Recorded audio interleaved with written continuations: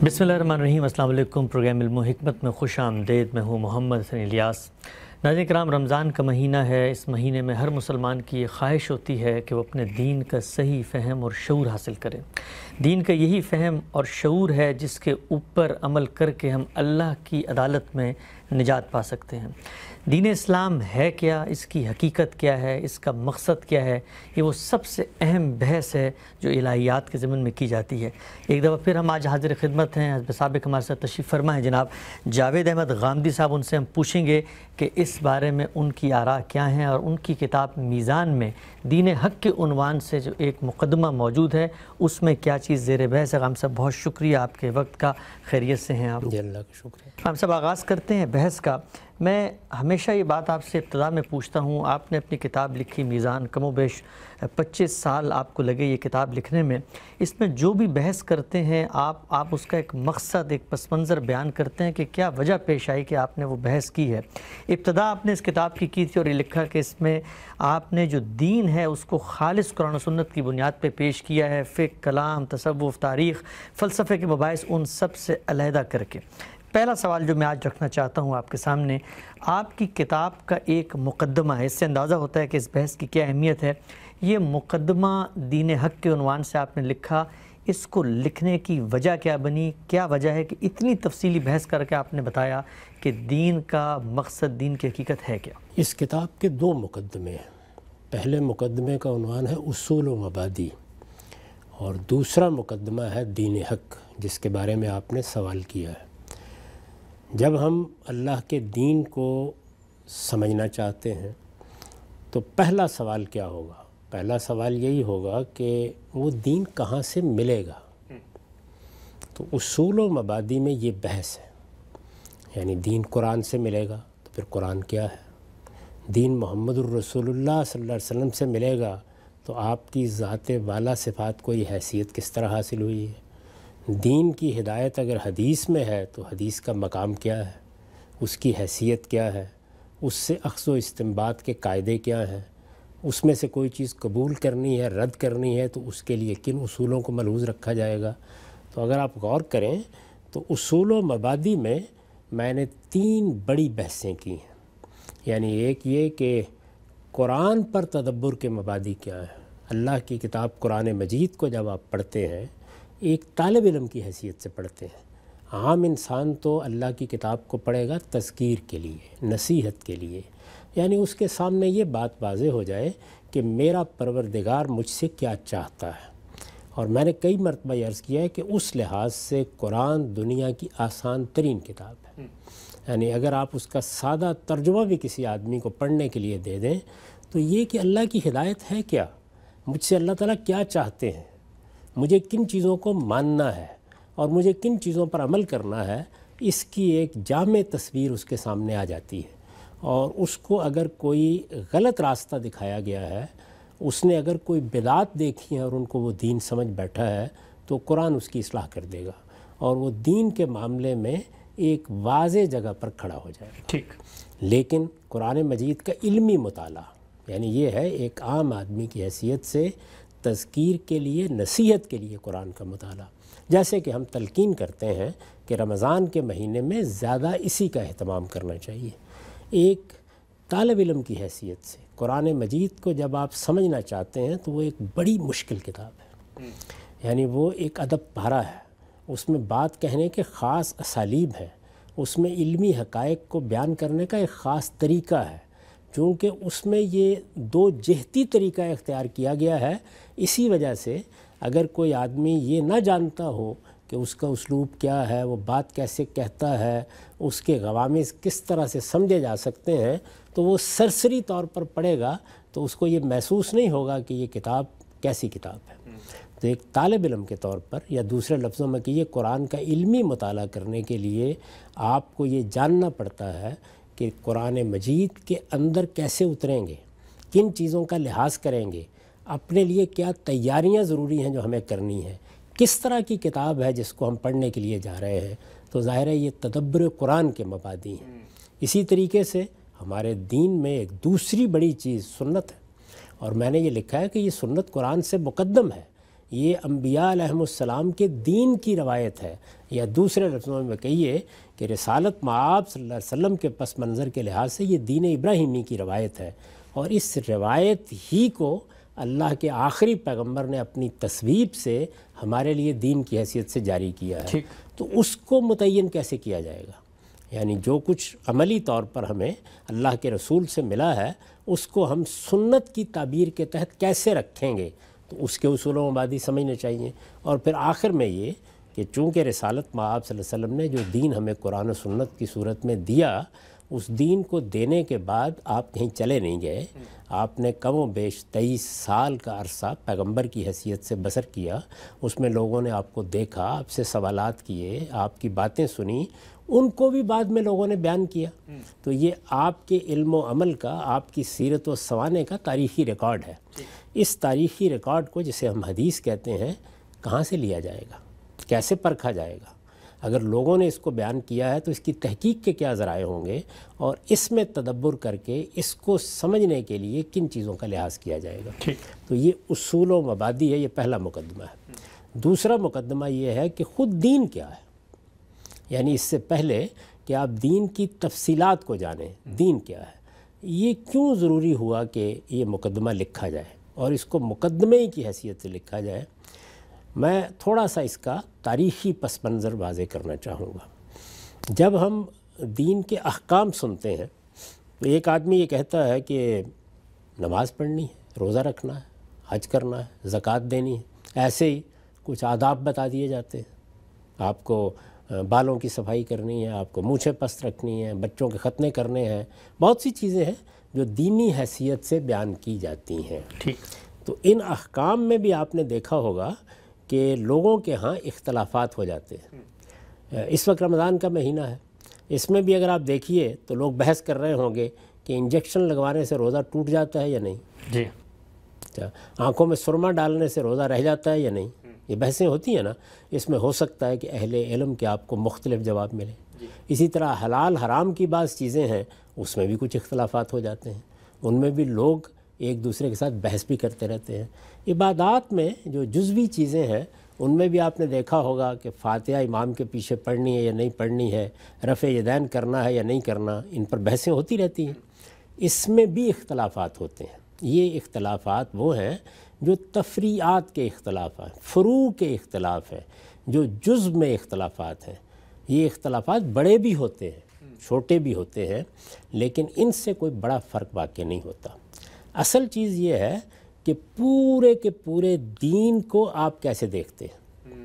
یعنی ایک یہ کہ آپ ایک عمارت میں داخل ہو گئے تو اب آپ بحث کر رہے ہیں کہ یہ گملہ یہاں ہونا چاہیے یا نہیں ہونا چاہیے، یا یہ میز یہاں رکھی جانی چاہیے یا کسی اور جگہ رکھی جانی چاہیے، اور ایک یہ ہے کہ وہ پوری عمارت اپنے مجموعے میں کیا چیز ہے۔ یعنی اگر آپ مثال کے طور پر تاج محل ہے، دنیا کا ایک عجوبہ ہے، اس کے میٹیریل کو الگ الگ زیر بحث لائیں کہ یہ پتھر کیا ہے، یہ یاقوت ہے، یہ مرجان ہے، یہ مرمر ہے، آپ اس کی اینٹوں کو زیر بحث لائیں، اس کی روشوں کو زیر بحث لائیں، یہ ایک بحث ہے۔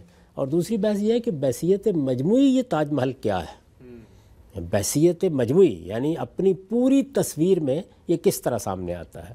تو یہ جو پہلو ہے یہ ظاہر ہے کہ بہت دقت نظر کا تقاضا کرتا ہے۔ یعنی اس میں اگر غلطی ہو گئی تو اس کا مطلب یہ ہے کہ ہم تاج محل کو ہو سکتا ہے ریلوے اسٹیشن سمجھ بیٹھے۔ عجیب، اچھا، یعنی وہاں پر جزوی بحثیں ہیں، رفع یدین کرنا یا نہیں کرنا، فاتحہ پڑھنی یا نہیں پڑھنی، غلطی بھی ہو سکتی ہے اس میں، اور ظاہر ہے کہ اختلافات کے ساتھ بھی جیتے ہیں ہم، لیکن دین کو بحثیت مجموعی سمجھنے کا عمل کرنا ہے۔ تو اس میں جس پس منظر سے میں نے دیکھا، ظاہر ہے کہ میں اس دور میں پیدا ہوا ہوں، جب میں آنکھ کھولوں گا شعور کی تو دین کو بحثیت مجموعی بھی دیکھوں گا اور اس کے اجزاء بھی زیر بحث آئیں گے۔ ٹھیک، میں سے کیا مراد ہے؟ یعنی ہر مسلمان، اور اگر اس کا ذوق علمی ہے، وہ چیزوں کو سمجھنا چاہتا ہے، تو وہ ایک نظر ڈال کے دیکھے گا نا کہ اس کے پس منظر میں کیا تصویر آ رہی ہے۔ یہ تصویر کہیں آپ کے گھر میں ایک تصویر کے طور پر بنا کے لٹکا تو نہیں گئی، یہ ظاہر ہے کہ علم کی دنیا سے آپ کو ملتی ہے۔ تو مجھے جو تصویر ملی، اور اگر آپ غور کر کے دیکھیں تو ہمارے ہاں زیادہ لوگوں کو جو تصویر ملے گی وہ تصویر وہ ہے جس کو آپ دین کی صوفیانہ تعبیر کہتے ہیں۔ یعنی ہمارے ہاں کوئی 2-3 صدیوں ہی کے بعد بہت سے ایسے لوگ پیدا ہوئے کہ جنہوں نے دنیا کے اندر جو صوفیانہ مذاہب نے مقدمات اور مبادی قائم رکھے ہوئے ہیں ان کا دقت نظر سے مطالعہ کیا، اور پھر اس کے بعد انہوں نے دین پورے کے پورے دین کو، اس دین کو جو محمد الرسول اللہ نے ہمیں دیا ہے اس کے اندر رکھ کر دیکھا۔ جب انہوں نے دیکھا تو اس سے دین کی ایک تصویر بنی، ٹھیک، اس کو دین کی صوفیانہ تعبیر کہا جاتا ہے۔ اچھا، یہ دین کی جو صوفیانہ تعبیر ہے مجھے میراث میں وہی ملی تھی۔ اچھا، میں نے ایک ایسے گھرانے میں آنکھ کھولی جس میں میرے والد گرامی ایک صوفی شیخ تھے، ان کے ہاں کتابیں تھیں تو تصوف کی، ملنے والے آتے تھے تو صوفی حضرات، ان کے ہاں مباحث ہوتے تھے تو اسی موضوع پر۔ مجھے جب کچھ عربی فارسی سیکھنے کا موقع ملا تو وہ مجھ سے اسی طرح کی کتابیں پڑھوا کے سنتے تھے۔ تو جو تصویر بنی اس کے نتیجے میں مجھے اس تصویر سے بے پناہ محبت تھی، میں اسی کو دین کی صحیح تصویر سمجھتا تھا۔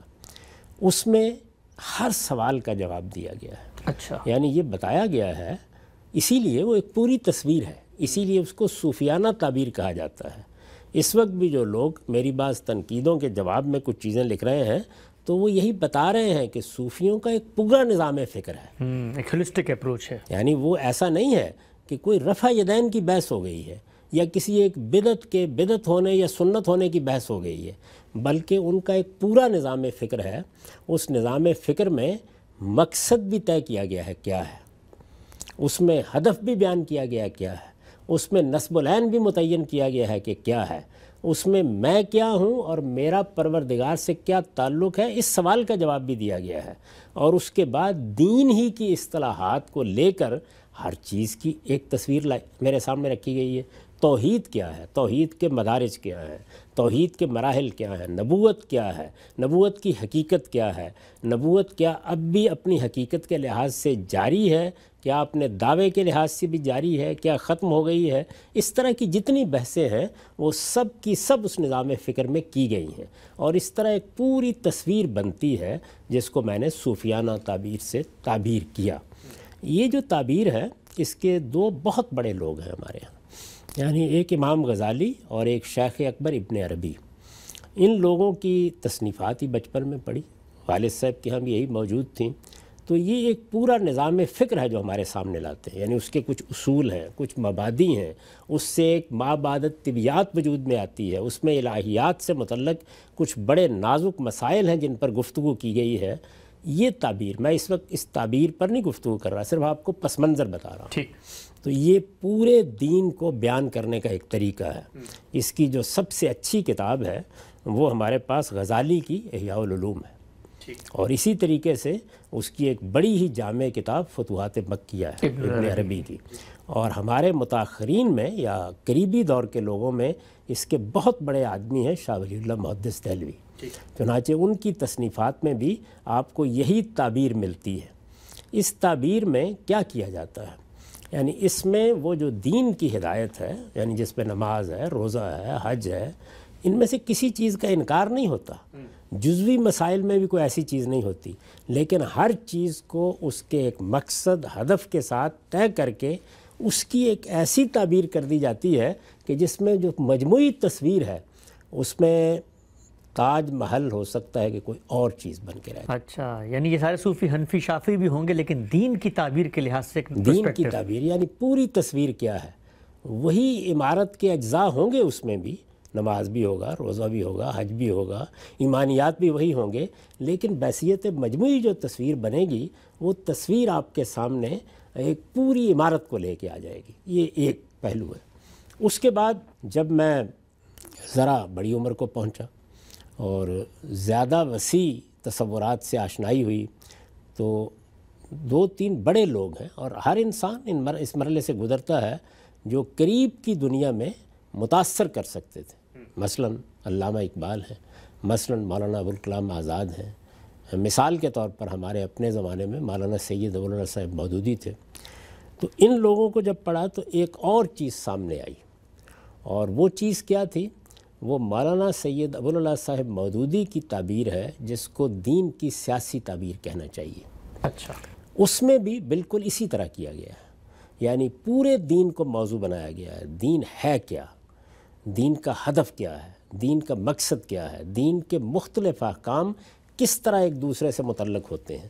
یعنی آپ بکھیر کے کہتے ہیں یہ نماز ہے، یہ روزہ ہے، یہ حج ہے، یہ زکوٰۃ ہے، نہیں، جو اصل عمارت بنتی ہے اس میں روزہ کہاں پڑا ہوا ہے، حج کس جگہ ہے، یعنی وہ ڈرائنگ روم کی جگہ پہ رکھا ہوا ہے، وہ میز کی جگہ پہ رکھا ہوا ہے، وہ کلس میں ہے، وہ گنبد میں ہے، وہ منار میں ہے۔ یعنی آپ اب جب ایک مسجد کا نقشہ بھی سامنے لاتے ہیں یا ایک عمارت کا نقشہ سامنے لاتے ہیں تو اس کی ایک پوری تصویر ہے۔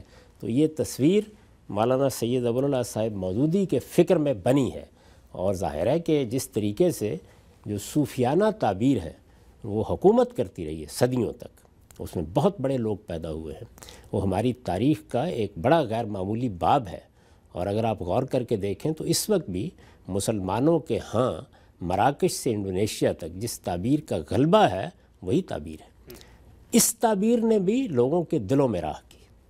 مسلمانوں کے سامنے یہ جو سیاسی تعبیر ہے یہ ایک ایسے دور میں پیش کی گئی جس میں مسلمانوں کا نظم اجتماعی ختم ہو چکا تھا، جس میں وہ دنیا بھر میں مغلوب ہو چکے تھے، جس میں اقبال جیسا خودی خان ان کی عظمت رفتہ کی بازیاشت کے نغمے گا رہا تھا۔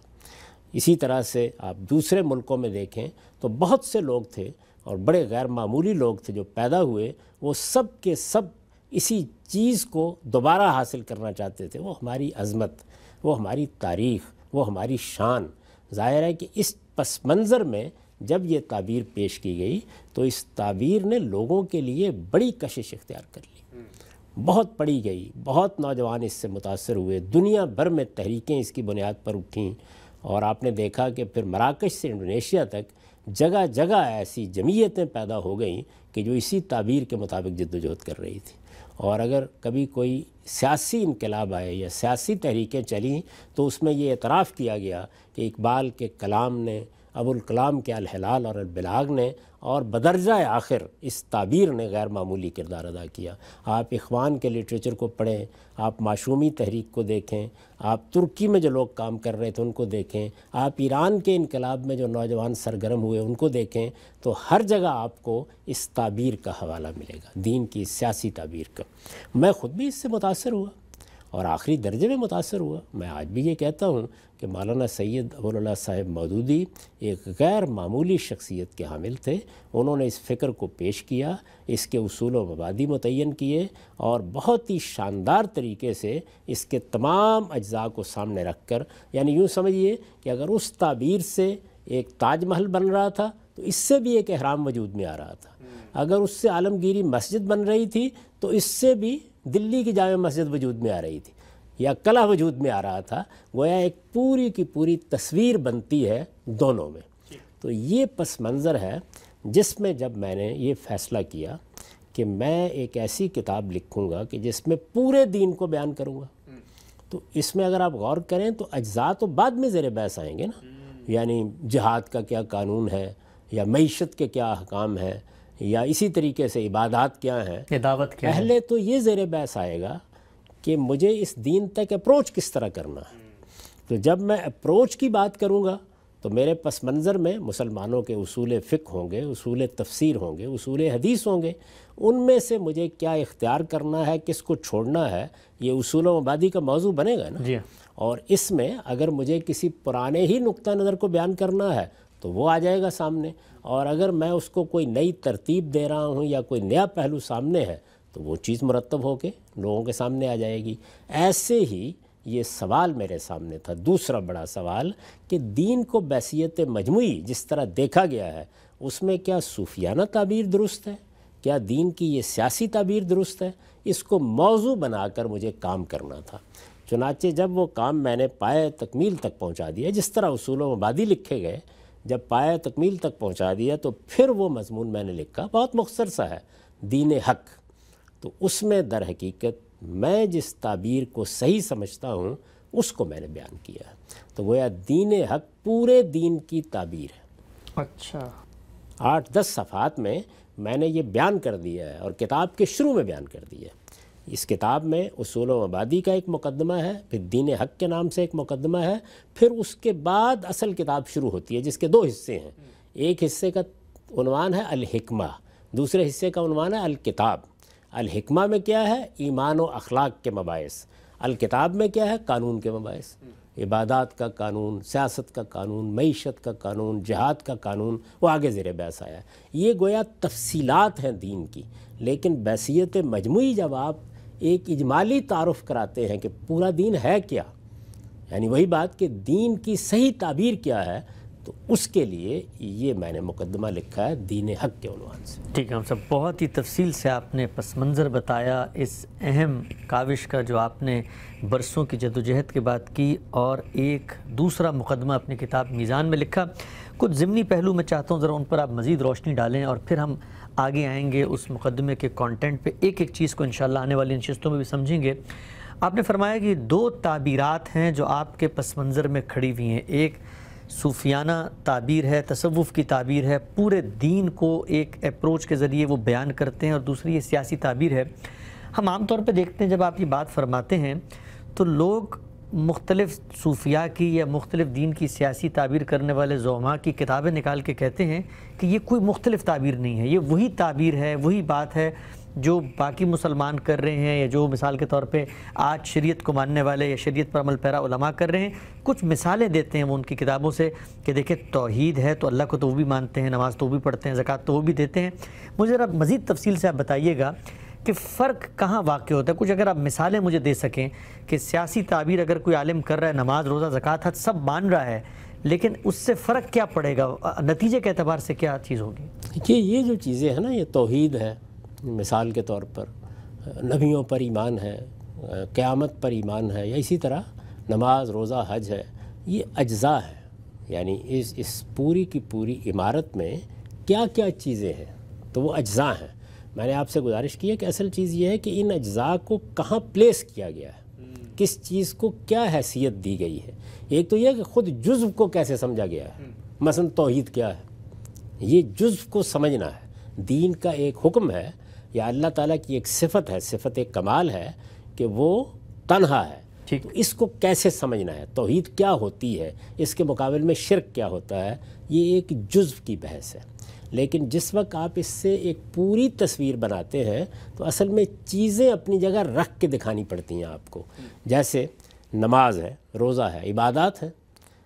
مولانا سید ابو اللہ صاحب مودودی کی کتاب خطبات ہے، اس میں انہوں نے ان تمام عبادات پر گفتگو کی ہے۔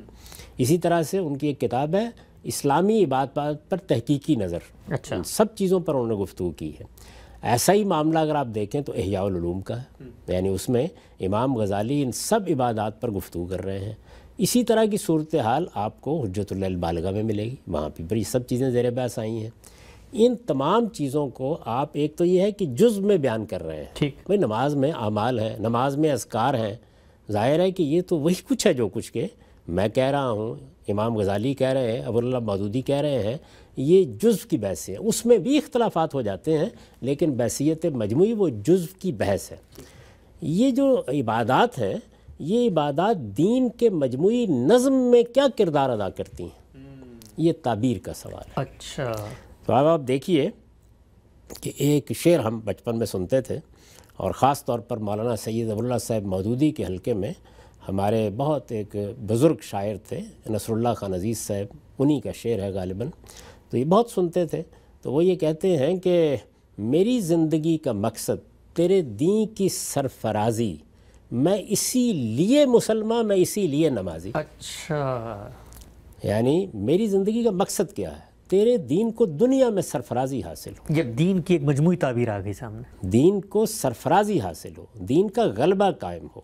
یہ دین مغلوب ہونے کے لیے نہیں آیا، یہ کوئی گوسفندوں کا دین نہیں ہے، یہ شیروں کا دین ہے۔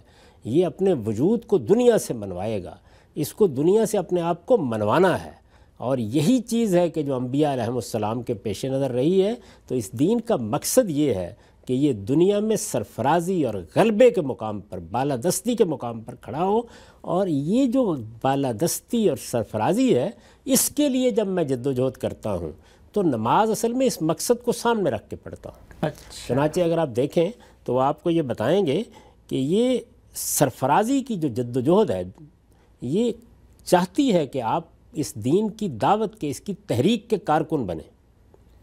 یعنی آپ دیکھیے دین کی دعوت سے آگے ایک لفظ آپ نے استعمال کیا، تحریک کے کارکن بنیں۔ آپ کو دنیا میں دین کی سرفرازی قائم کرنی ہے تو اس کے لیے آپ کو اپنی زندگی لگانی ہے۔ اللہ تعالیٰ نے آپ کے جان و مال اس مقصد کے لیے خرید لیے ہیں۔ آیت پڑھیں گے قرآن مجید کی، ان اللہ اشتری من المؤمنین انفسهم واموالهم بان لهم الجنہ، تو آپ دیکھیے آیت کا بھی ایک مقصد طے کر دیا گیا کہ دین کی سرفرازی کی جد و جہد کرنی ہے، یہ اصلی مقصود ہے، یہ نہیں تو پھر کچھ نہیں ہے۔ یہی وہ چیز ہے جس کو قرآن مجید اقامت دین کہتا ہے۔ تو نماز کیا ہے؟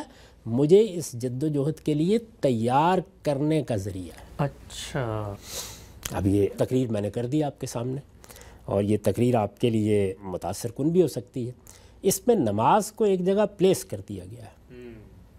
اس سے ظاہر بات ہے کہ نماز کا دین کے مجموعے سے ریلیشن طے ہوا ہے۔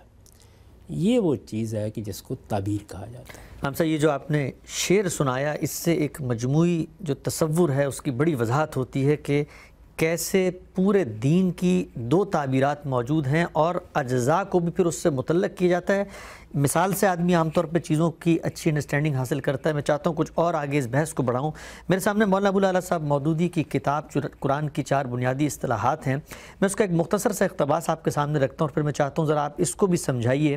عبادت کے لفظ پہ گفتگو کرتے ہوئے کہتے ہیں مختلف آیات نقل کرنے کے بعد کہ ان آیات میں اللہ کے لیے اس عبادت کو مخصوص کرنے کا حکم دیا گیا ہے جو بندگی، غلامی اور اطاعت و فرمانبرداری کے معنی میں ہے، اور اس کے لیے صاف قرینہ موجود ہے کہ طاغوت اور شیطان اور احبار اور رہبان اور آباء و اجداد کی اطاعت و بندگی سے پرہیز کر کے اللہ کی بندگی اختیار کی جائے۔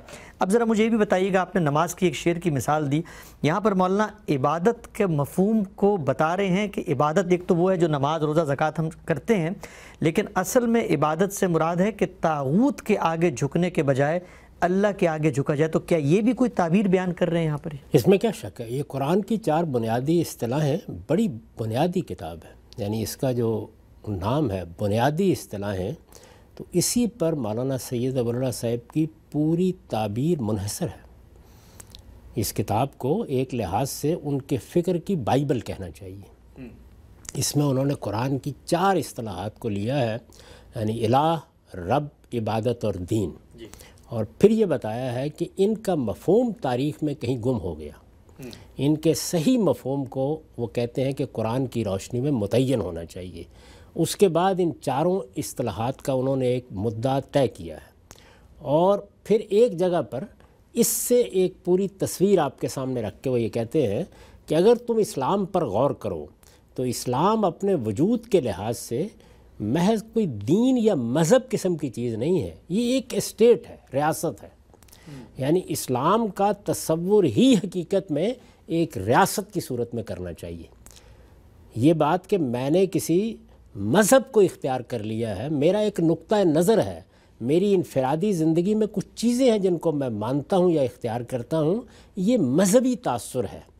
آپ کو دیکھنا یہ چاہیے کہ ایک نظم ریاست ہے جو عالمی سطح پر قائم ہو گیا ہے، ایک عالمی خلافت ہے جو وجود میں آ گئی ہے، اس کو سامنے رکھ کر اسلام کی تصویر بنائیے، پھر دیکھیے کہ اس میں نماز کہاں ہے، پھر دیکھیے اس میں روزہ کہاں ہے، پھر دیکھیے اس میں توحید کی دعوت کہاں ہے، پھر دیکھیے کہ اس میں مختلف احکام کیا کردار ادا کرتے ہیں۔ تو ان میں سے کسی چیز کا انکار نہیں ہو رہا، بلکہ ان تمام چیزوں کو کس کس جگہ رکھنا ہے اور اس سے مجموعی تصویر کیا بننی ہے۔ میں نے آپ سے عرض کیا ہے نا کہ اینٹ پتھر وہی ہے، اس سے آپ چاہیں تو آپ لال قلعہ تعمیر کر دیں، چاہیں تو آپ دلی کی جامع مسجد تعمیر کر دیں۔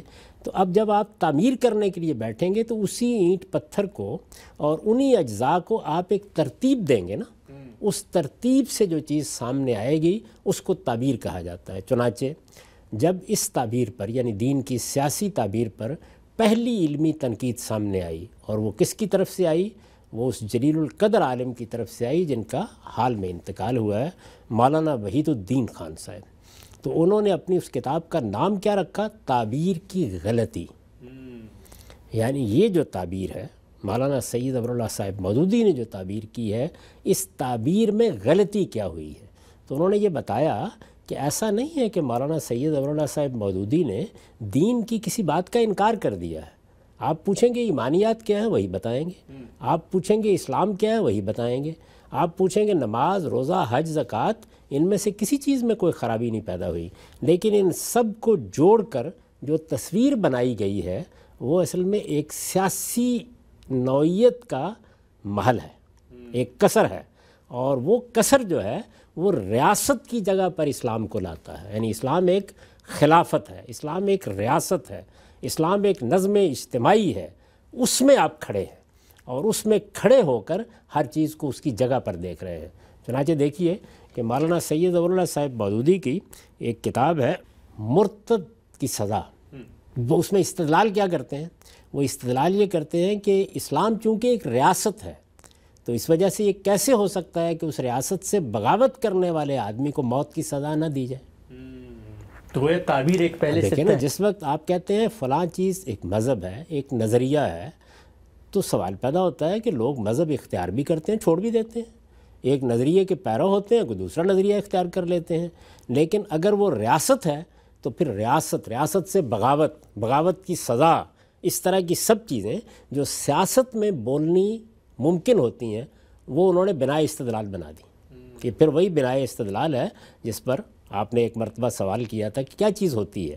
یعنی آپ جس مقدمے کو ثابت کرنا چاہتے ہیں اس میں ریزننگ کی بنیاد کیا ہے, تو انہوں نے اس کو بنایا ریزننگ کی بنیاد, اور یہ کہا کہ جب اسلام ایک ریاست ہے تو ریاست اپنے اندر کے کسی فرد کی بغاوت کیسے گوارا کر سکتی ہے, کیسے برداشت کر سکتی ہے.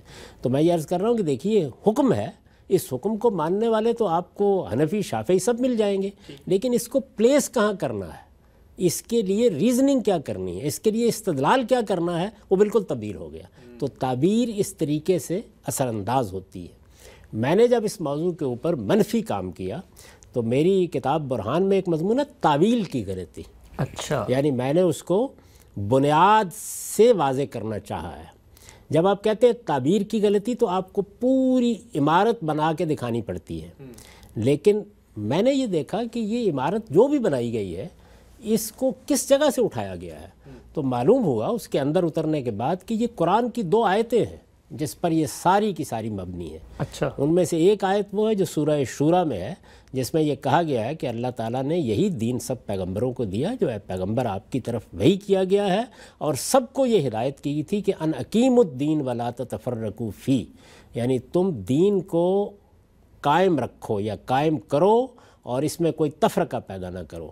تو ایک یہ آیت, اور دوسری آیت کیا ہے, هو الذی ارسل رسولہ بالہدی ودین الحق لیظہرہ علی الدین کلہ, وہی ذات ہے جس نے اپنے پیغمبر کو ہدایت اور دین حق کے ساتھ بھیجا کہ وہ اس کو دنیا کے سب دینوں پر بالادست کر دے. تو ان 2 آیات پر یہ ساری تعبیر کھڑی ہے. ظاہر ہے کہ آپ دینی استدلال جب تلاش کریں گے تو ایک تو ہوتا ہے نا عقلی پہلو, وہ 1000 پہلوؤں سے زیر بحث آتے ہیں, اس کی بنا قرآن مجید میں کہاں ہے, وہ یہ 2 آیتیں ہیں. تو میں نے اس کو موضوع بنایا ہے. اس کے بالکل برخلاف یہ دونوں آیتیں وہاں بھی زیر بحث آئی ہیں تعبیر کی غلطی میں, لیکن انہوں نے بحثیت مجموعی اس پورے تصور پر تنقید کی ہے اور رکھ کے بتایا. تنقید کو آپ کسی چیز کے استخفاف کے معنی میں نہ لیں. تنقید کا مطلب ہوتا ہے اس کو پرکھنا, یہ دیکھنا کہ جو بات کہی جا رہی ہے کیا وہ بات فی الواقع صحیح ہے. تو میں نے آپ سے کہا نا کہ جس وقت آپ پورے دین پر کام کریں گے تو یا آپ جو پہلے سے اس کی کوئی تعبیر ہوگی اس پر مطمئن ہوں گے, اور یا دوبارہ کام کریں گے. تو اگر آپ دوبارہ کام کریں گے تو پھر آپ کو کس مرحلے سے گزرنا ہوگا, جو پہلے موجود ہے اس میں سے ایک ایک چیز کا آپ دیانت دارانہ جائزہ لیں گے. تو میں نے اس کتاب کو لکھنے سے پہلے ایک لمبا عرصہ اس میں بسر کیا ہے کہ جو صوفیانہ تعبیر ہے اس کے بھی ایک ایک جز کو دیکھا جائے. کیسے دیکھنا ہے؟ ظاہر ہے کہ ماخذ کیا ہے, اللہ کی کتاب قرآن مجید, تو اس میں رکھ کے دیکھیں گے نا.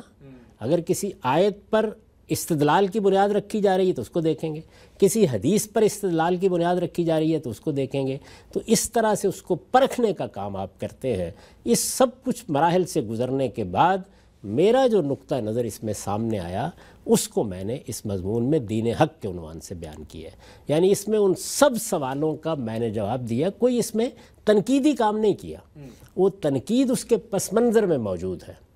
جس طرح کہ اب میں نے کچھ چیزیں آپ کے سامنے بیان کی، میں نے یہ بتایا ہے کہ اگر میں قرآن و سنت کی روشنی میں اللہ کے اس دین کو دیکھوں تو پھر میں آپ کو یہ بتاتا ہوں کہ یہ تاج محل ہے، یہ جامع مسجد ہے، یہ احرام مصر ہے، کیا چیز ہے یہ؟ ٹھیک. تو وہ تصویر کیا بنتی ہے؟ ظاہر ہے وہ تصویر جب بنے گی تو اس میں جتنے اجزاء ہیں ان کو آپ ان کی جگہ پر رکھ کر بتائیں گے.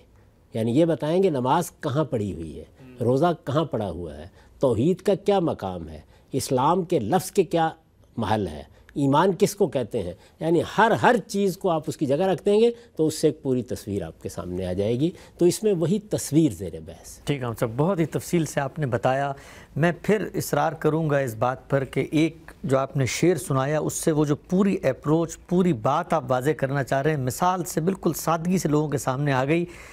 دین کی سیاسی تعبیر تو سمجھ میں آتی ہے، یعنی مسلمانوں کی حکومت، عالمی سطح پہ غلبہ، غیر مسلموں کو باج گزار بنا کے رکھنا ہے، حق کی حکمرانی مسلمانوں کے لیے خاص ہے، یہ ایک تعبیر ہے. اس کے تحت دین کے تمام جزوی احکام اس کے ساتھ جا کے ریلیٹ ہو جاتے ہیں. اس کو بڑی خوبصورتی سے آپ نے واضح کیا.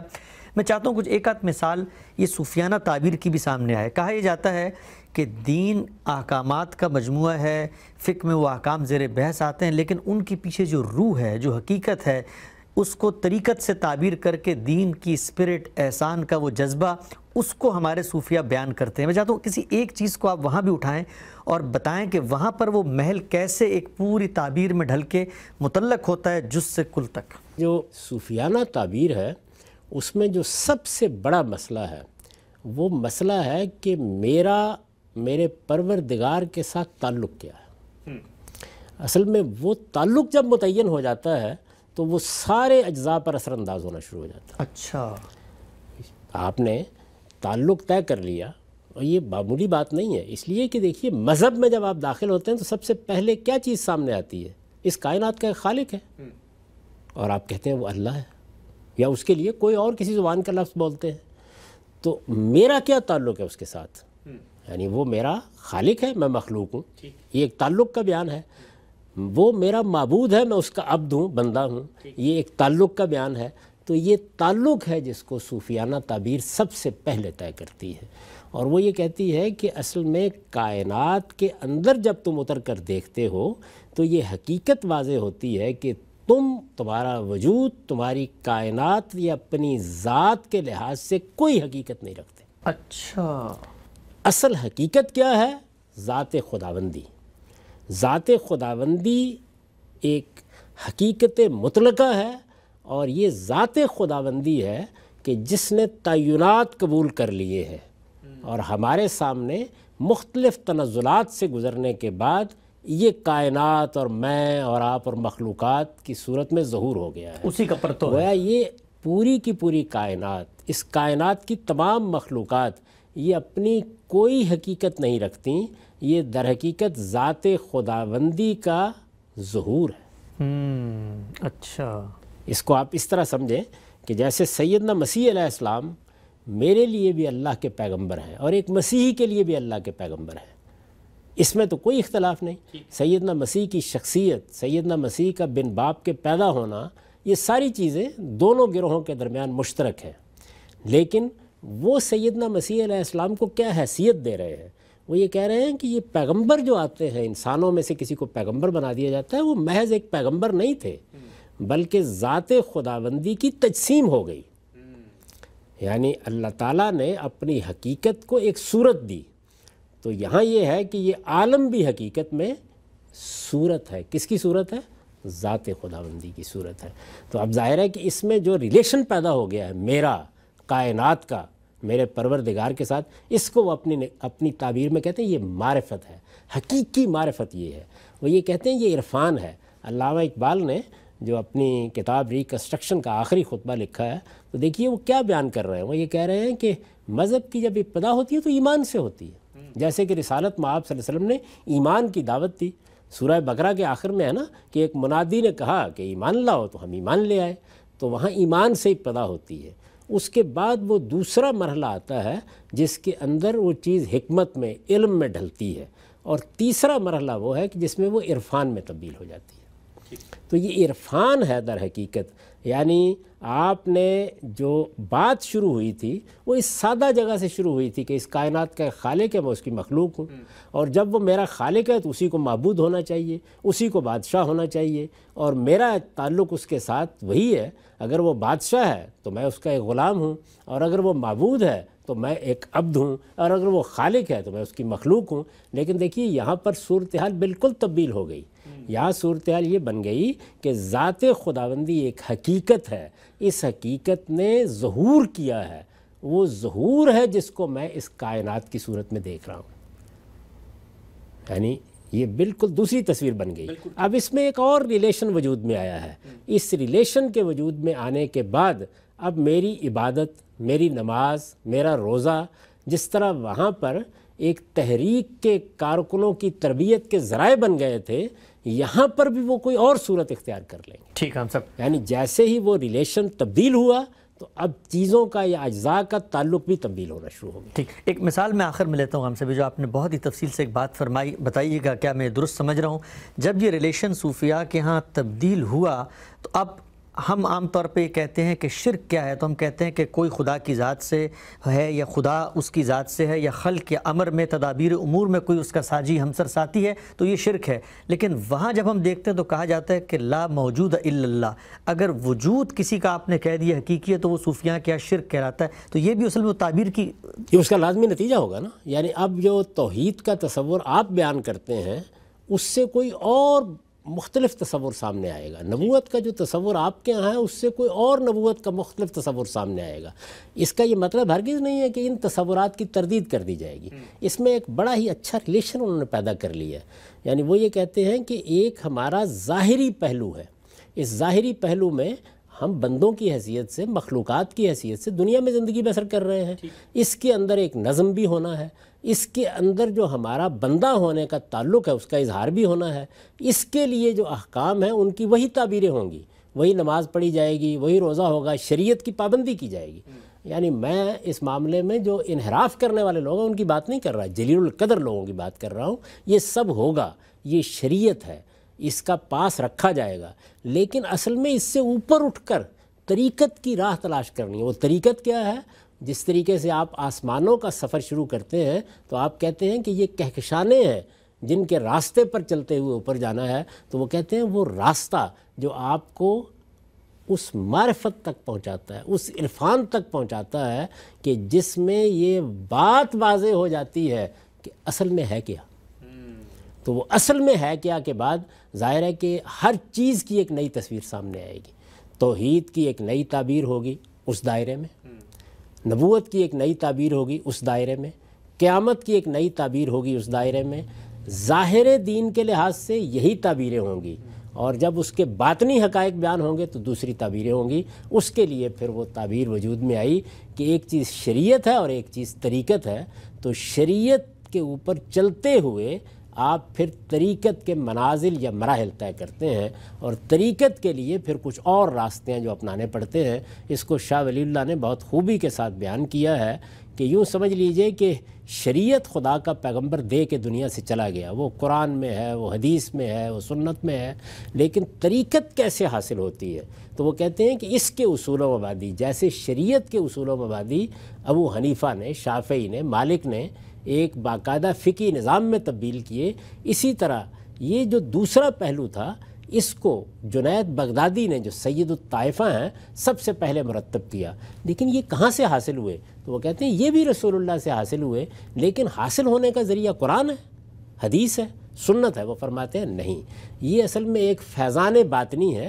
اس کو آپ ایک مثال سے یوں سمجھیے کہ جیسے آفتاب طلوع کیے ہوئے ہے، آفتاب کی حدت زمین تک پہنچ رہی ہے، اور اس میں ایک کھیت کے اندر جو پھل اگ رہے ہیں، خربوزے اگ رہے ہیں، وہ وہیں سے حدت حاصل کر رہے ہیں، وہیں سے فیض حاصل کر رہے ہیں۔